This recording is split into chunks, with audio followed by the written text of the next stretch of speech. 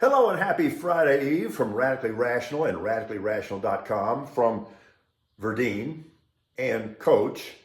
And happy day one of the tournament, if you're so inclined. Okay, we're recording this daily video shortly before 7 a.m. And about a half hour ago, I saw the video the Pentagon released about the drone incident. Here's what was apparent. That fuel dump was certainly no accident. Matter of fact, that was rude. It looked like a freeze frame from a Pepe Le Pew cartoon. Take that. All right, but here's how we know the Russians are lying. They continue to maintain that the Russian fighter made no actual physical contact with the drone. That's clearly not the case. It did clip the propeller.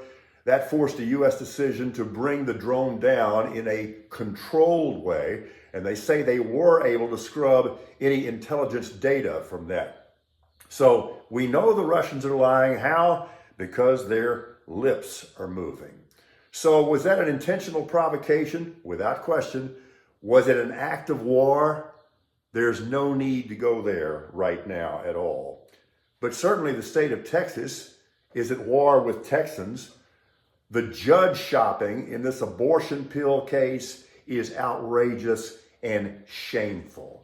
And this judge knows more about the FDA than the FDA does. And by the way, the premise behind this suit is absurd. That abortion pill was fully and completely and properly vetted, and that was 20 years ago. And of course, the Texas Taliban has now invaded Houston ISD. This is a jaw dropper, or at least would have been until we got completely numb to these outrages.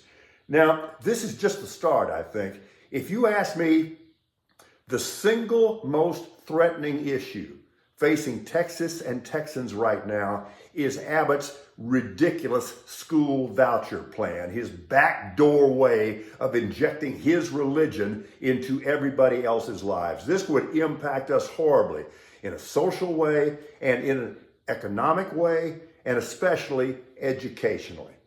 Okay. Public dollars belong in public schools. And this is where I at least choose to draw the line, because I'll fight you on that one. So there's another tape. There's Trump once again pressuring another Georgia official to overturn the election improperly, illegally. How many tapes do you need? This is all documented. Do you remember the time when Americans used to believe their own eyes and ears? All right, football. I was going to say sports, but come on. You know I'm going to talk football. Football is a game that should be played with great emotion. But the business of operating an NFL franchise should be done without emotion. Should be done totally impassionately. It was a painful decision for the Cowboys, but it was the right decision for the Cowboys in releasing Zeke Elliott, who has made amazing contributions, two-time NFL rushing champion. And I'll say this, he manned up the last 2 years in playing through those injuries. But releasing him was the right decision. The idea that you could bring him back at a reduced salary, even if he was okay with that, that was just never going to happen. So I wish him well. What's next for Zeke? Maybe the Buccaneers, because they're looking for a power back to replace Leonard Fournette, whom they recently released, but that might not work out either. That was the right thing for the Cowboys. And I'm going to do something I never do.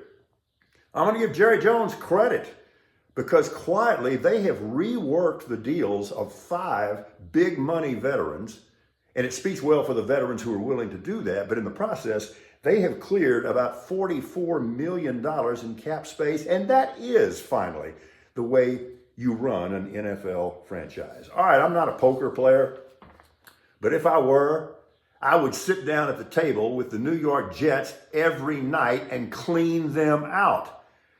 They have left themselves in an untenable position. You know, when we're talking about the Aaron Rodgers thing, we all naturally, and I think rightly, assumed that the Packers and Jets had already worked out the compensation, and all that was left was for Aaron Rodgers to say, yeah, I want to play, or no, I'm retired. Turns out that's not the case. Well, this deal is down the road. The Jets' future is completely tied to this. They got their players excited. They got their team excited. They got their fans excited. they're going to have to drop their drawers. And the Packers are now in a position to command anything they want to, and the Jets have zero choice. Eagles are battling to keep their Super Bowl band together, and they've lost a player here and there, but they have done a good job. There were some reports they were going to lose these guys, but they're keeping defenders Darius Slay, Fletcher Cox, and James Bradbury. So that's a pretty nice job there. Speaking of the Panthers, Frank Reich, and I was speaking of the Panthers a moment ago, they've done a really good job of seeing this through. Did you see they acquired Andy Dalton, and he's going to be the caretaker? He's going to be the placekeeper quarterback until they develop whoever they're going to draft at number 1 at quarterback. And right now, if I were a betting person, I would say that is probably going to be C.J. Stroud. All right, how you sleeping these days? BB and I both having some sleep trouble right now, but how are you sleeping?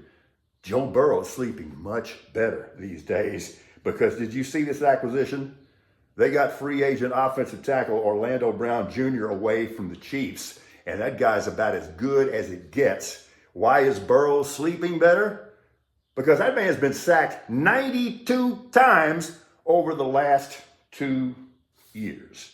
I do want to mention this briefly, and I'm going to attempt to remain non-emotional about it, but rest easy, Bobby Caldwell.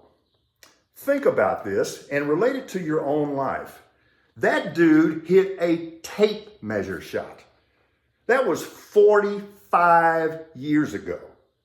And it's unforgettable. And the thing is, it's sad when people consider Bobby a one-hit wonder. He wasn't.